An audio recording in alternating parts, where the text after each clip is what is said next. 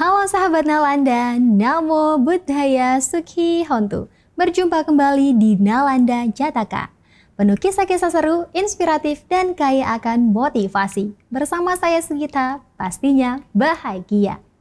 Kali ini saya akan menceritakan cerita Jataka yang berjudul Ilisa Jataka. Bagaimana ceritanya? Yuk simak ceritanya berikut ini.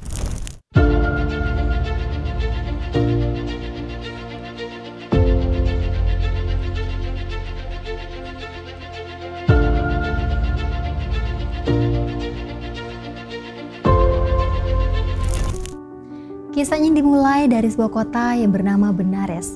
Hiduplah seorang hartawan bernama Ilisa.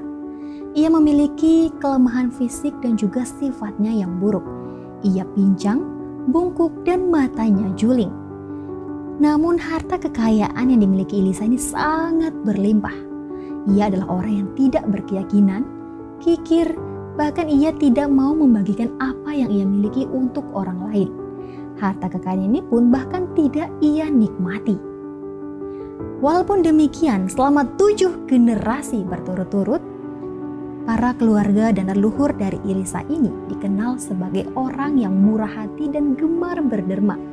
Mereka selalu memberikan yang terbaik dari apa yang mereka miliki untuk orang-orang secara cuma-cuma. Namun sayangnya, si Ilisa ini yang sebagai generasi penerusnya itu malah tidak melanjutkan tradisi yang dilakukan oleh keluarga dan leluhur-leluhurnya ini. Ia malah membakar habis tempat penyaluran derma dan mengusir dan memukul orang-orang yang datang ke rumahnya untuk meminta bantuan. Bahkan saking pelitnya si Ilisa ini, ia meminum minuman yang sangat lezat yang sangat diidam-idamkannya ini di sebuah semak-semak belukar di pinggir sungai. Ia takut ketika orang lain melihatnya meminum minuman tersebut, orang lain akan memintainya. Namun di sisi lain, ayah dari Ilisa ini setelah meninggal dunia terlahir di alam surga. Karena kekuatan kebajikannya yang dilakukan semasa hidupnya, ia terlahir sebagai seorang dewa yang bernama Dewa Saka, rajanya para dewa. Melihat putranya ini memiliki sifat yang kikir dan sangat pelit, ia pun mencoba untuk merubah dirinya menjadi persis seperti Ilisa untuk memberikannya pelajaran. Singkat cerita, Dewa Saka pun menyamar menjadi Ilisa dan turun ke bumi lalu menuju ke istana untuk bertemu Maharaja. Di sana ia pun berkata kepada Maharaja, "Maharaja, saya memiliki harta yang sangat berlimpah dan saya ingin membagikan harta-harta saya ini untuk rakyat." Sang raja pun mendengar niat baik dari Ilisa ini pun menyetujui niat tersebut. Lalu sang Dewa Saka yang menyamar menjadi Ilisa pun pulang ke rumah Ilisa. Di sana ia menyampaikan kepada para pengawalnya bahwa nanti ketika ada orang yang datang ke rumahnya ini yang berpenampilan mirip seperti dirinya, seperti Ilisa, ia meminta untuk mementung secara kuat-kuat orang tersebut. Lalu setelah itu ia pun mengumumkan ke seluruh kota kepada masyarakat di sana bahwa siapa saja boleh datang ke rumahnya dengan membawa karung ataupun keranjang. Nah, rumah Ilisa ini sangat luas dan besar sekali, bahkan bertingkat. Si Raja Dewa Saka ini yang menyamar menjadi Ilisa naik ke lantai 7 rumah tersebut dan duduk di sebuah singgasana yang sangat megah. Di sana ia pun memanggil istri dari Ilisa ini. Dan setelah istri dari Ilisa ini datang, ia pun menyambutnya dengan senyuman yang hangat. Ia pun berkata, "Istriku, mari kita berderma." Mendengar kata-katanya ini, istri, anak-anak, dan para pelayannya yang ada saat itu berpikir, butuh waktu yang begitu lama sampai akhirnya ia memiliki pemikiran seperti itu. Apakah ia sudah minum sampai bisa bersikap begitu baik dan dermawan hari ini? Pikir mereka. Dan tak lama setelah itu para penduduk pun datang berbondong-bondong ke rumah Ilisa ini dengan membawa keranjang ataupun karung. Dan kemudian si Raja Dewa Saka yang menyamar menjadi Ilisa ini pun berkata kepada mereka, "Ambillah apapun yang kalian inginkan," kata Raja Dewa Saka yang menyamar menjadi Ilisa. Lalu setelah mendengar perintah tersebut, mereka mengambillah apa saja yang ada di rumah tersebut, entah itu berlian, emas, perak, mutiara, dan lain-lainnya. Dan di antara mereka ada juga yang membawa sapi-sapi dan kereta-kereta yang dimiliki oleh Ilisa.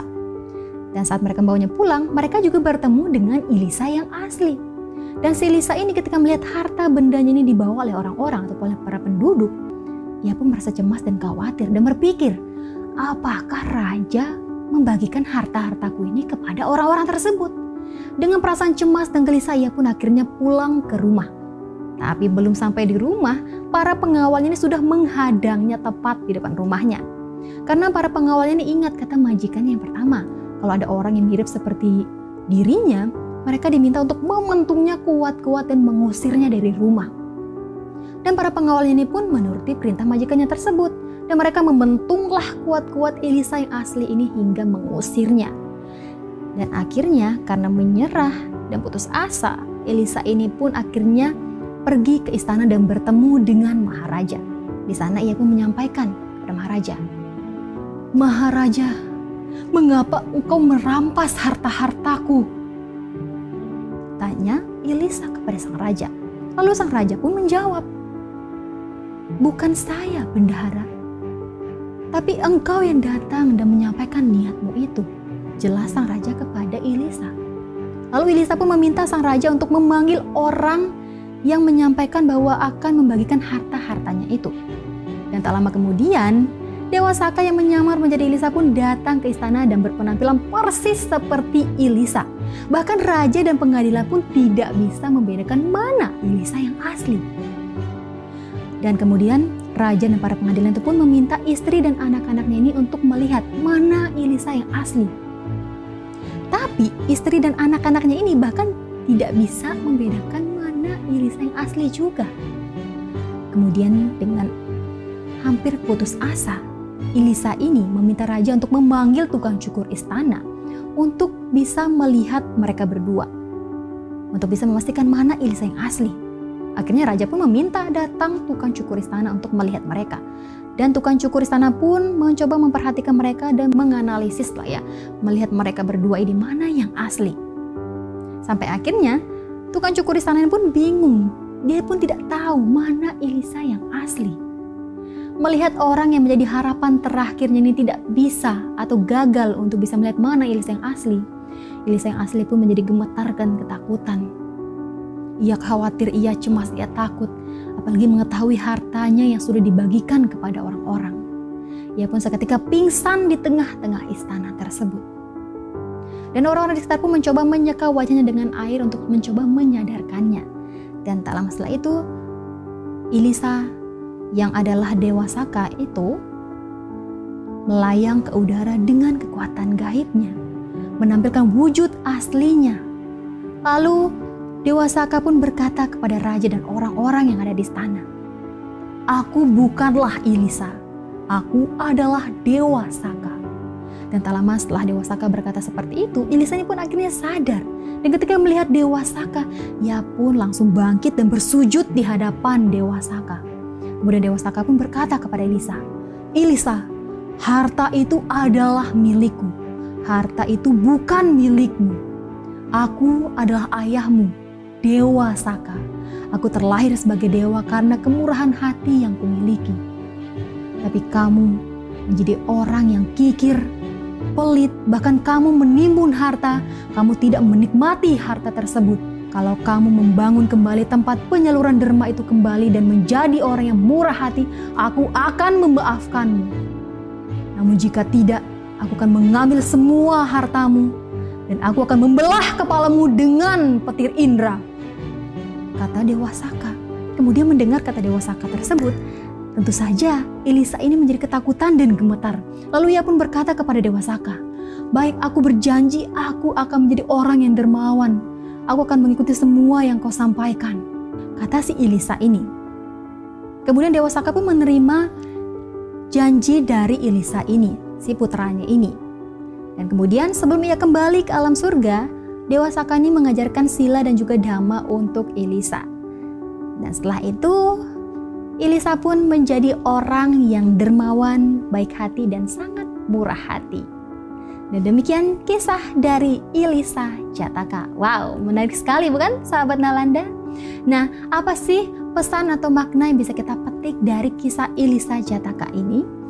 Pesan moral yang bisa kita ambil atau bisa kita praktikkan dalam kehidupan sehari-hari dari kisah Elisa Jataka ini adalah kekikiran tidak akan pernah menghadirkan ketenangan, melainkan menjerumuskan kita ke dalam rasa was-was dan ketidakbahagiaan.